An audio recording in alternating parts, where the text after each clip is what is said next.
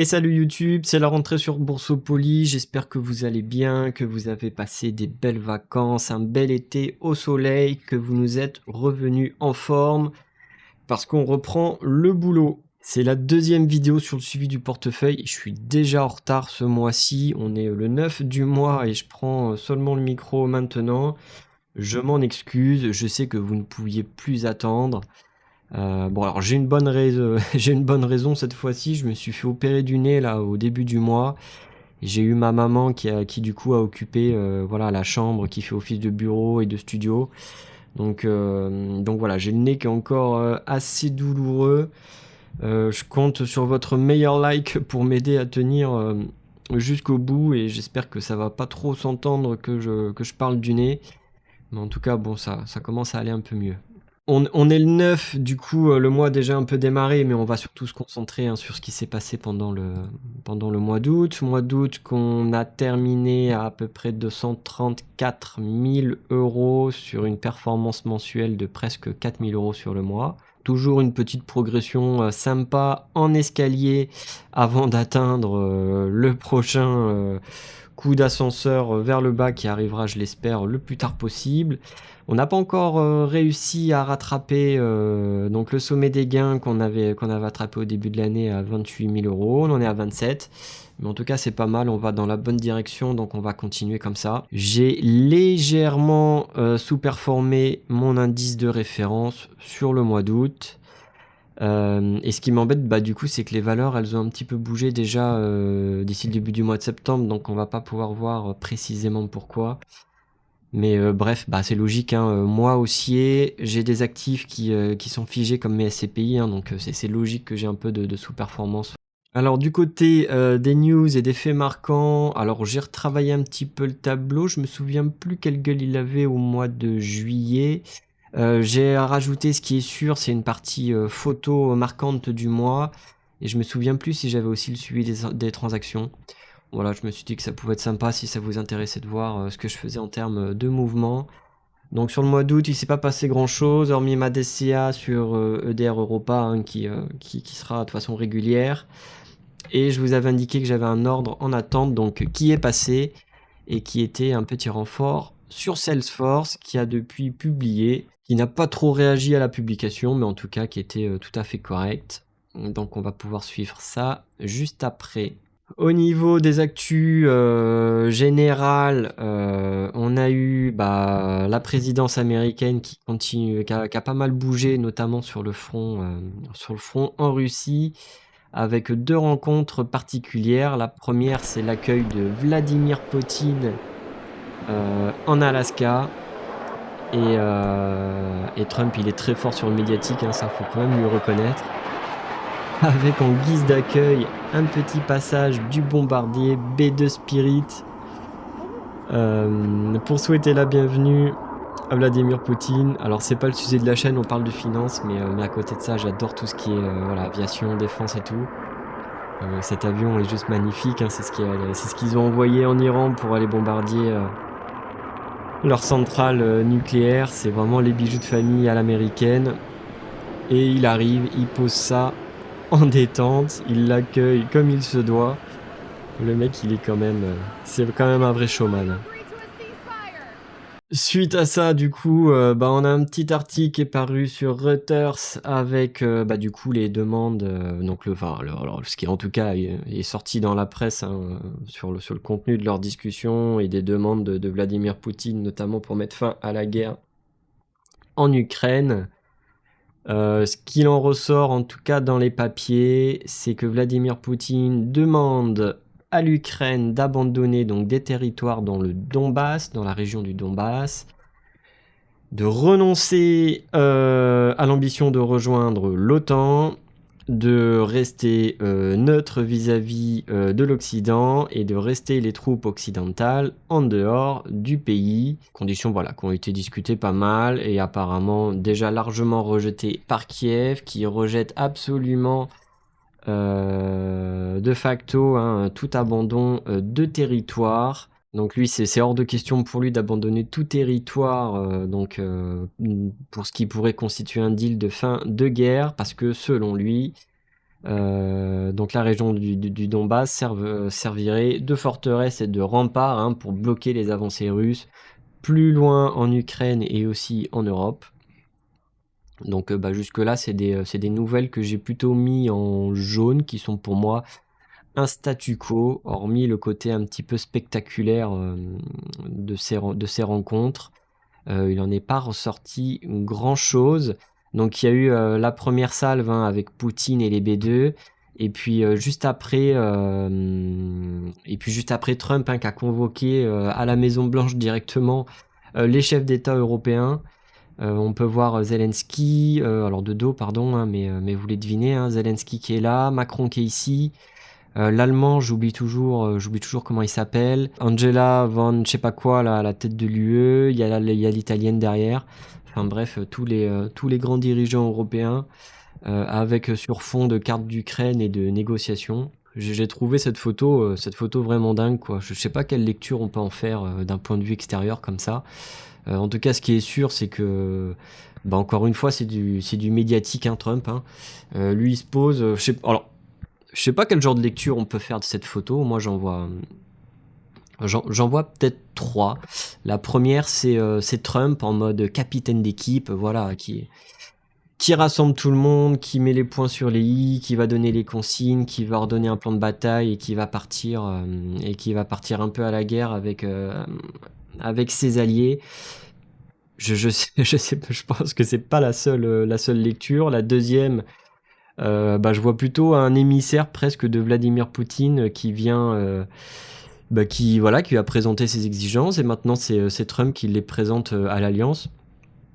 Donc on va dire presque que ça serait le VRP de Poutine. Bah, c'est un peu étonnant, mais franchement, alors on peut pas bien lire là parce que c'est un peu pixelisé sur Miro là, malheureusement, je peux pas zoomer beaucoup plus.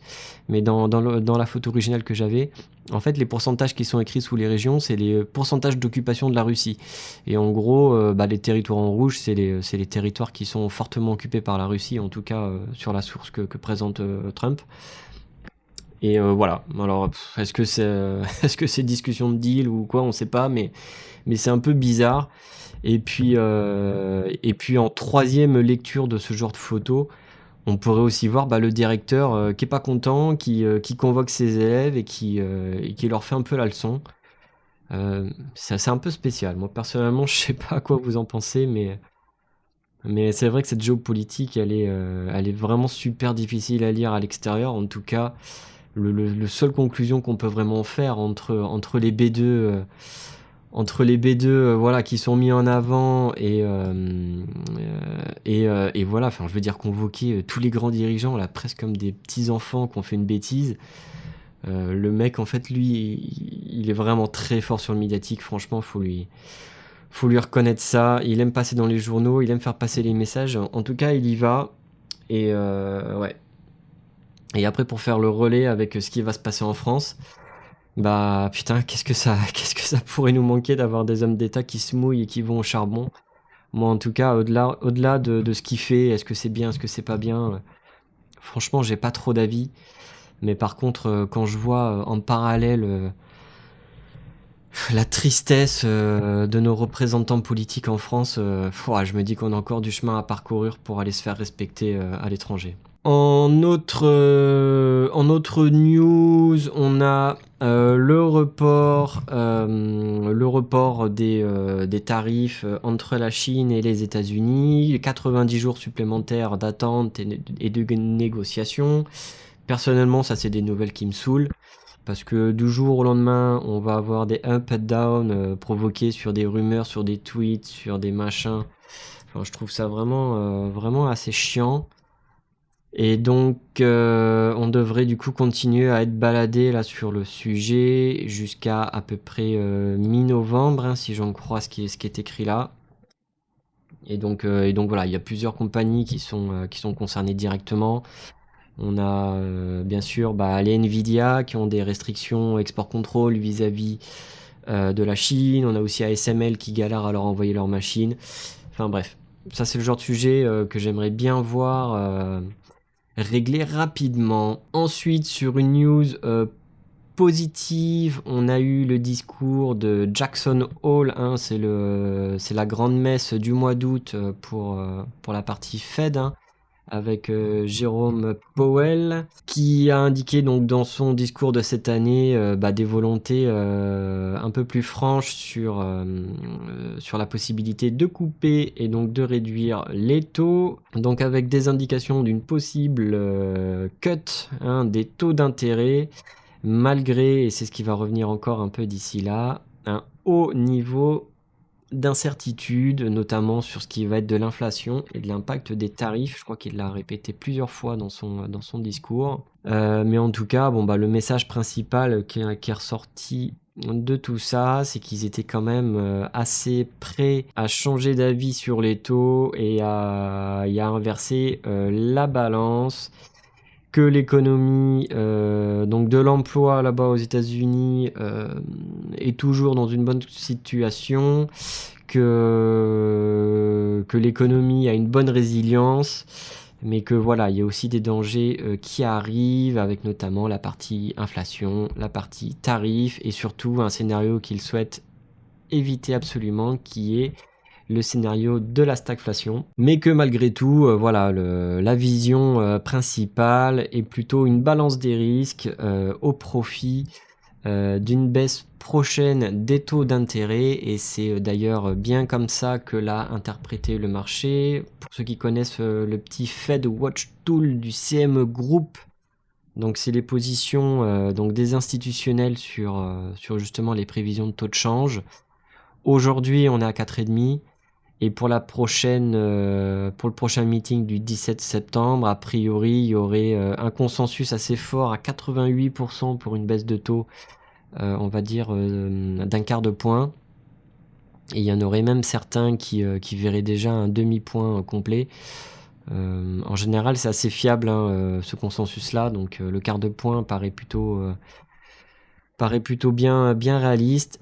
Et puis après, ça sera le rythme des baisses de taux d'intérêt qui évoluera aussi en fonction des prochaines publications de statistiques, des prochains commentaires, etc.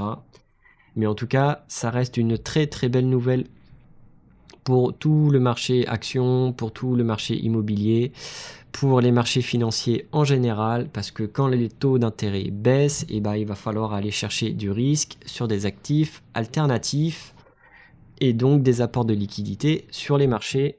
Donc on va dire qu'au global, on va prendre cette nouvelle comme très positive, et d'ailleurs ça a été accueilli comme ça à la suite du discours. Ensuite, comme petite autre news, alors je l'ai mis comme ça, c'est pas une news globale, on va dire, ça concerne surtout Google et Meta, mais ouais, je voulais en parler parce que moi ça me surprend toujours un petit peu. C'est Google qui a communiqué sur le gain d'un nouveau contrat cloud en provenance de chez Meta pour à peu près 10 milliards de dollars sur les 6 prochaines années.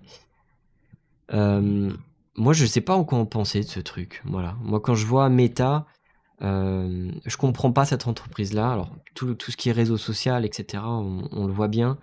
Mais sur tout le reste, sur tout ce que fait Mark Zuckerberg, sur toutes ses visions de développement autour, déjà, il a déjà complètement foiré son passage au métaverse qui a floppé complètement. Maintenant, il parle de super intelligence. Je sais pas, il veut développer des modèles IA qui vont révolutionner le monde, notre quotidien. Ce mec, en fait, je comprends pas ce qu'il veut faire. Cette entreprise-là, le business des réseaux sociaux avec toute la partie pub, c'est ultra rentable, ça sort plein d'argent. Mais je sais pas, ce mec-là, j'arrive pas à comprendre ce qu'il veut en faire. Il dépense des capex de folie à la hauteur des Microsoft, Google, Amazon pour tout ce qui est des développement de data center et compagnie. Et en parallèle de ça, il signe des contrats de 10 milliards sur Google pour aller chercher leur service de cloud. Donc moi personnellement, je sais pas trop quoi en penser de cette entreprise. J'ai toujours un a priori négatif. J'ai aucune idée de ce que ça va donner dans 5 ans, à quoi ça va ressembler cette boîte-là. Est-ce que ce mec va réussir ses paris ou pas? Alors il en a réussi certains, puis il en a manqué d'autres. Mais en tout cas, ouais, moi, c'est des news qui m'inspirent pas confiance, en tout cas pour ce qui est de Meta. Et alors, j'ai mis Google en vert parce que bah, c'est Google qui a gagné ce contrat-là. Mais on va dire que globalement, c'est une conviction encore supplémentaire pour les trois colosses du cloud. Voilà, on voit bien que ce qu'ils font, bah, ça se réplique pas facilement, que même les entreprises qui investissent lourdement dedans, bah, continuent d'avoir besoin de leurs services. Donc ouais, pour moi, en tout cas, c'est des très très très jolies nouvelles, ça, pour les fournisseurs de cloud. Allez, ensuite, on peut bah, du coup revenir sur la petite revue du portefeuille. Alors cette fois-ci, je vous épargne hein, le faux suspense. Maintenant que vous connaissez, on va pouvoir aller un peu plus vite. En première ligne, on a notre cash à 475 euros. Donc hein, c'est mes 400 euros de DCA plus les miettes de dividendes et de non investis du mois précédent qui restent. J'ai pas encore véritablement pris ma décision sur quoi je vais les mettre parce qu'au niveau de mon équilibre sur mon allocation cible, et ben, je suis plutôt pas mal en fait. Je suis pas mal sur mes rates, je suis à jour, hein, je suis en excédent de 27 euros. Je suis à jour sur tous mes ETF où j'ai suffisamment. Je suis à jour sur mon stock picking. C'est toujours sur la partie crypto et la partie SCPI que je suis en déficit. Mais on va dire que la partie SCPI, je ne vais réinvestir que les dividendes une fois par trimestre quand ils tombent. Et la partie crypto, je suis toujours pas prêt à y aller dessus. Donc voilà, on va dire que j'ai ce petit 475 euros de bonus là à déployer quelque part et j'ai pas encore décidé exactement sur quoi. J'hésitais peut-être à aller sur les États-Unis de par le change avec le dollar en ce moment qui est plutôt bas. Donc voilà, d'avoir sans conviction particulière, de se dire qu'allez, on prend quelques petites pièces de SP500 et ouais, si on regarde la droite de régression à 10 ans, bah on a eu une assez grosse chute hein, c'était quoi? C'était le mois de juin. On a pris 13% sur l'euro de par bah, le dollar qui s'effondrait sur les mesures des tarifs, etc. C'est ce qui fait aussi qu'on n'a toujours pas réussi à retrouver bah, les plus hauts du début d'année. Hein. C'est parce qu'on a eu un effet de change négatif entre-temps. Et je me dis que bah, cet effet de change, il va bien finir peut-être un jour ou l'autre par se remettre en notre faveur. Et que si on revenait, on va dire, suivre la droite de régression habituelle, on aurait un petit upside de 7% sur la partie dollar. Donc peut-être pourquoi pas reprendre quelques pièces de SP500. Voilà, je sais pas trop ce qui va se passer. Je me disais que peut-être avec tout le bordel là qui est en train de se passer début septembre, on allait avoir peut-être une baisse du marché action français, et puis peut-être par exemple l'opportunité de comment on dit de renforcer GTT, mais c'est pas tombé. Ils ont plutôt les indices français et les actions françaises ont plutôt bien tenu, donc bon voilà, j'ai pas encore décidé exactement où ça allait aller. Et d'ailleurs bah du coup en parlant de tout ce bordel, je m'aperçois que j'ai oublié de commencer à parler du mois de septembre hein, parce que bon bah étant donné qu'on est le 9, on va quand même pas faire semblant de pas voir ce qui se passe parce que c'est quand même vraiment déplorable. Là, on est mardi 9, début d'après-midi, là, au moment où j'enregistre. Je crois que ce matin, François Bayrou a déposé sa démission. Donc, bah voilà, la France continue dans ce qu'elle sait faire de mieux, c'est-à-dire rien. On enchaîne les gouvernements, on enchaîne les premiers ministres, sans qu'il se passe strictement rien. Enfin, moi, je sais pas vous, hein, mais François Bayrou, je crois que ça fait un an qu'il était là. Enfin, je sais même plus. Et qu'est-ce qui s'est passé, quoi? Qu'est-ce qu'il a fait ce mec-là pendant un an? Rien, quoi. C'est vraiment déplorable. Alors bon, bah maintenant, la question qui va se poser sur la partie française, c'est bah, vers où on va maintenant? Est-ce qu'on va sur une dissolution de l'Assemblée qui va reprovoquer des nouvelles législatives? Est-ce qu'on va avoir un nouveau Premier ministre? Si oui, qui? Dans combien de temps? De quel parti? Qu'est-ce que va faire Macron lui-même? C'est vraiment le chaos en France. On peut voir d'ailleurs bah, que les taux d'intérêt sont repartis à la hausse. Et ouais, avec les prochaines en plus révisions là, des agences de notation, on va encore prendre bah, des gros tarots forcément parce qu'on fait n'importe quoi. Et enfin, moi, en tout cas, à titre personnel, je suis très, très, très inquiet sur la situation française.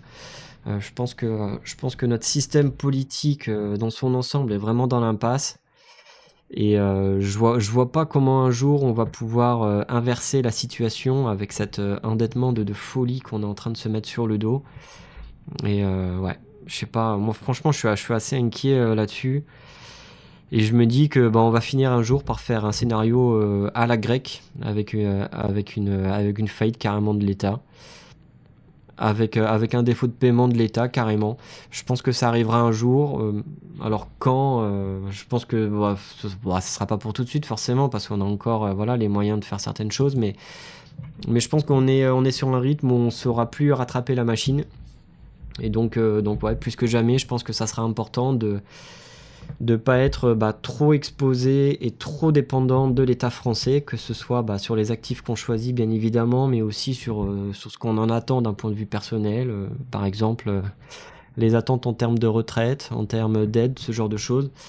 Moi je pense il est plus urgent que jamais que chacun prenne ses dispositions pour assurer son indépendance financière.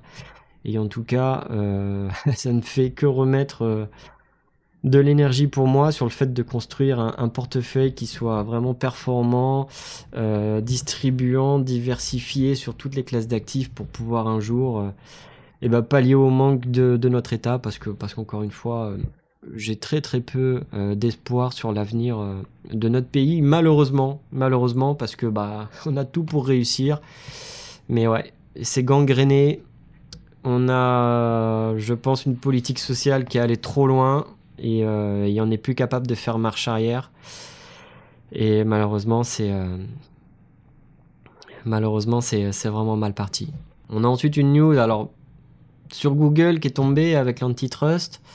Donc des décisions carrément positives sur Google. Hein. Fini le risque de devoir se séparer du navigateur Chrome, etc. Donc on peut le voir dès à présent, hein, Google a très très bien marché ce mois-ci. Alors c'était début septembre, hein, donc la performance elle s'est pas traduite sur le mois d'août. Mais en tout cas, c'est pour ça qu'on a un petit... Enfin bon. Mais en tout cas, voilà, c'est pas mal sur Google et on aura l'occasion d'en reparler un peu plus tard. Les deux SCPI, bah forcément, elles n'ont pas publié leur bulletin sur ce mois-ci, donc il ne s'est rien passé. On attend les versements de dividendes, ça sera maintenant à la fin du mois prochain. On a notre petit ETF sur les rates qui fait pas grand-chose. Il est à 1,3 sur le mois. Je parlais juste avant du SP500 pour renforcer la partie US, mais je pense que la partie rate pourrait être bonne candidate aussi. Ça va évidemment beaucoup profiter de la baisse des taux d'intérêt.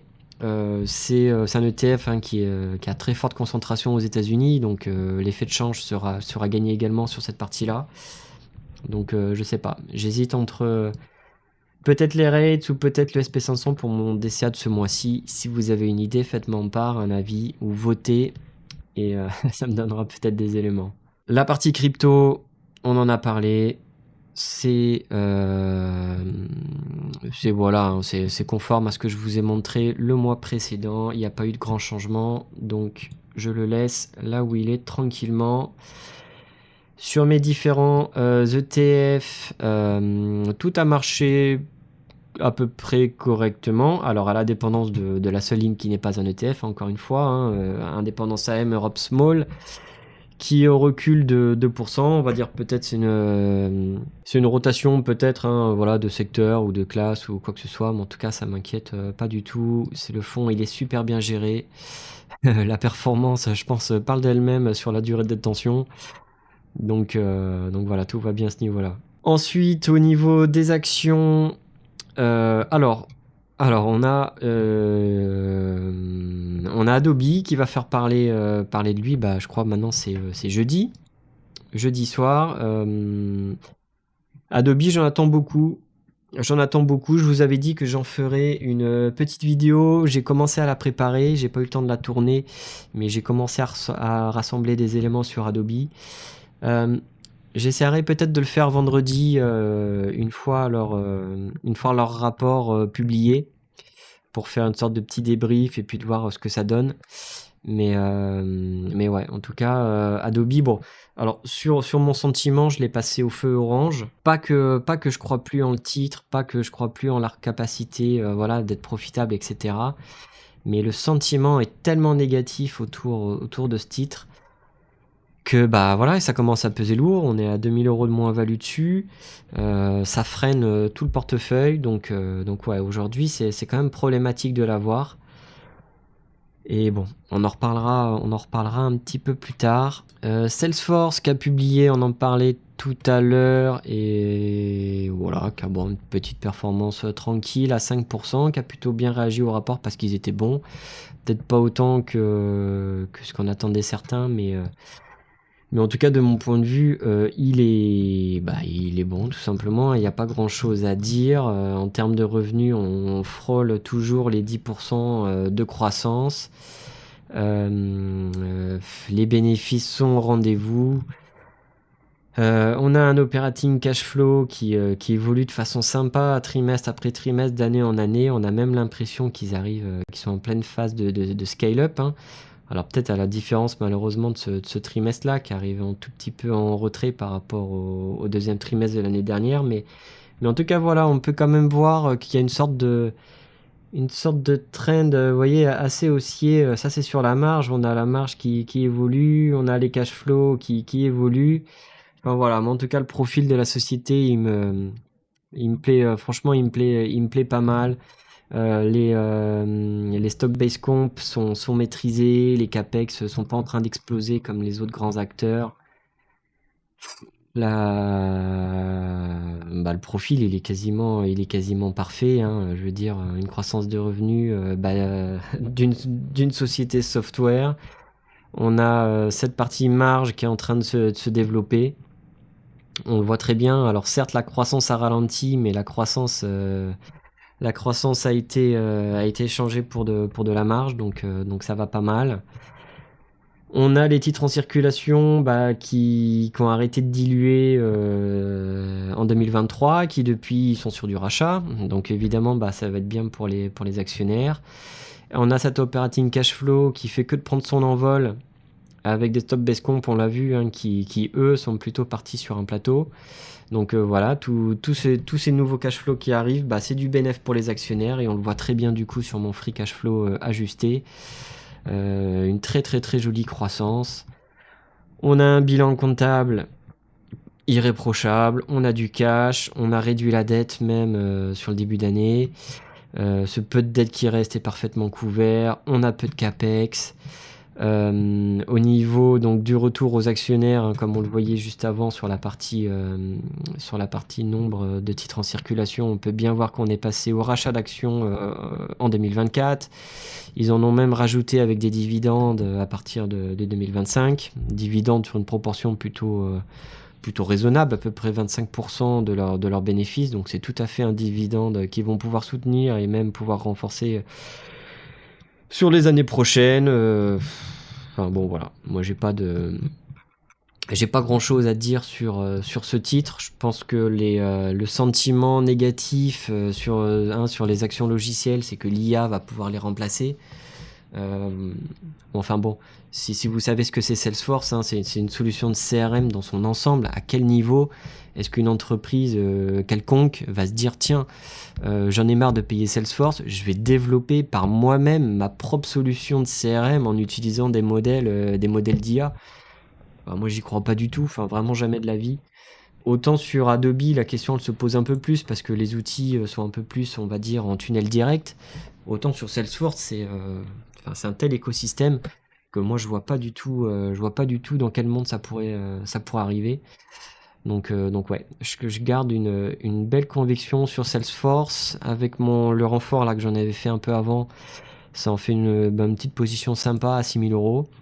Et je pense que c'est un titre qui garde pas mal de potentiel sur la suite. On a ensuite nos 3 acteurs du cloud. Alors bon, voilà, pas beaucoup de commentaires à faire à leur sujet. Il y a peut-être Microsoft là qui a eu un petit incident de production avec des coupures de câbles sous-marines. Ça a provoqué une petite chute, mais bon, rien de méchant, je pense. Ça va se remettre gentiment une fois qu'ils auront réglé le problème.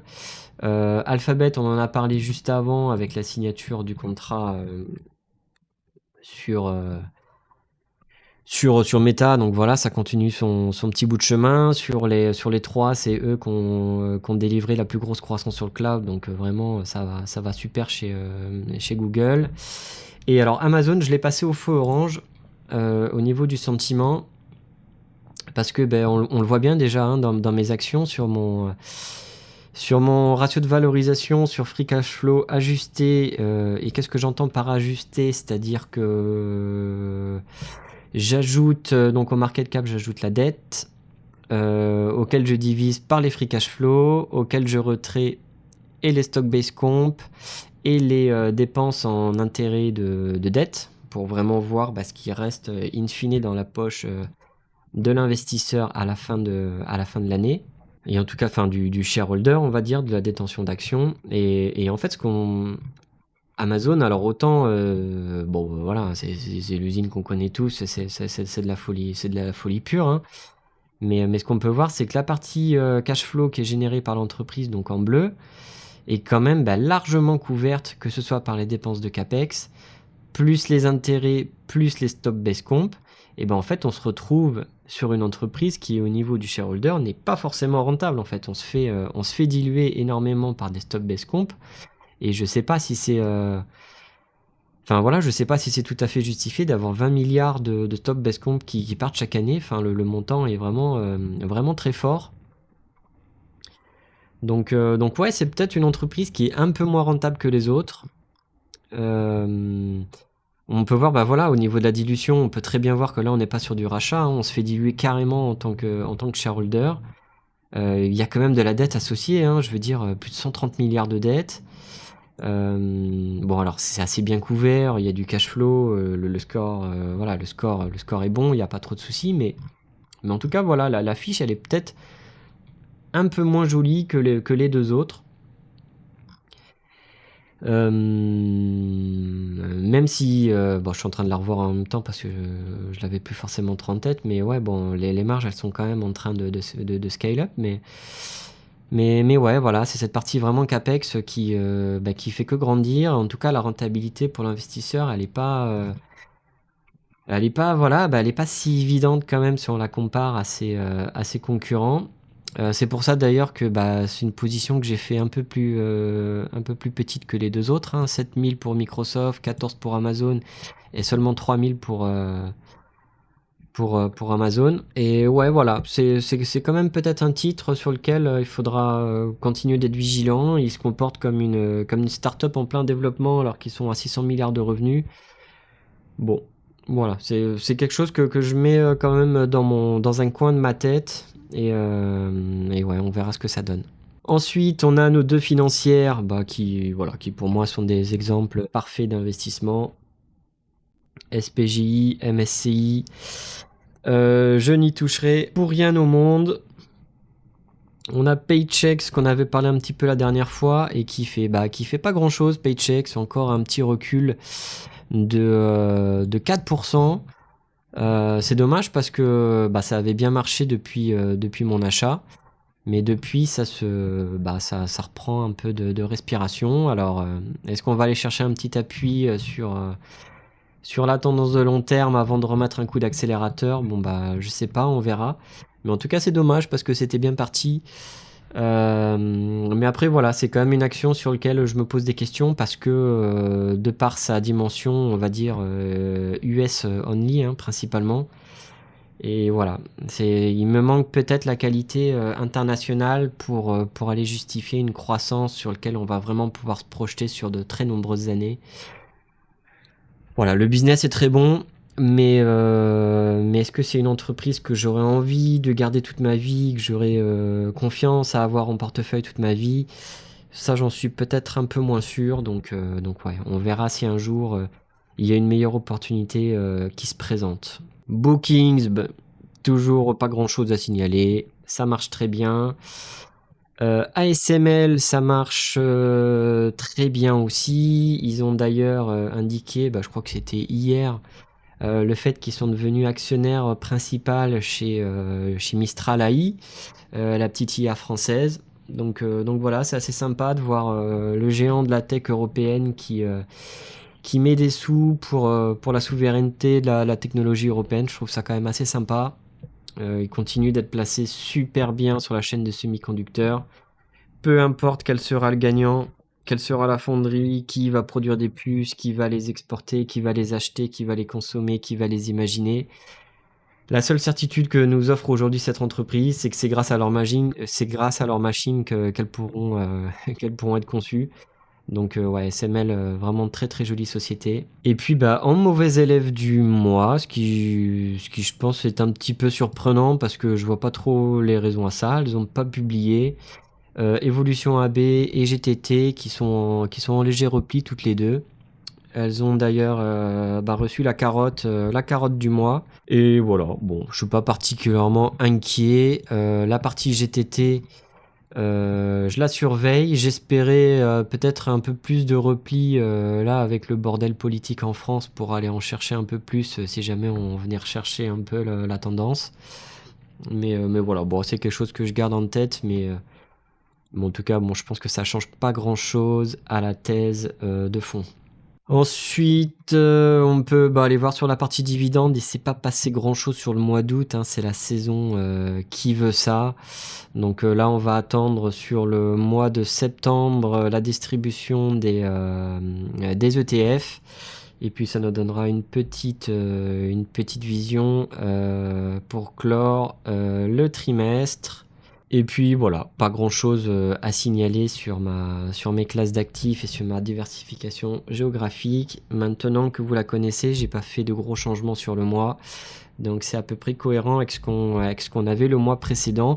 Hormis, bon, quand même, j'aimerais qu'on me le dise, que je bosse quand même pas mal pour ce qui est de la répartition. Franchement, un tiers de stock picking, 33,2, ils y sont. Un tiers de TF à 37, ils y sont. 25% d'SCPI, alors je suis un peu en retard. Et 5% de rates, ma répartition, elle est là, elle est présente. Donc voilà, on va tâcher de rester discipliné sur la suite. Et en tout cas, encore une fois, n'hésitez pas à vous abonner pour avoir les prochains épisodes. Voilà, je vous fais une grande bise. J'espère que la rentrée s'est bien passée pour vous. Et je vous dis à très bientôt. Ciao, ciao.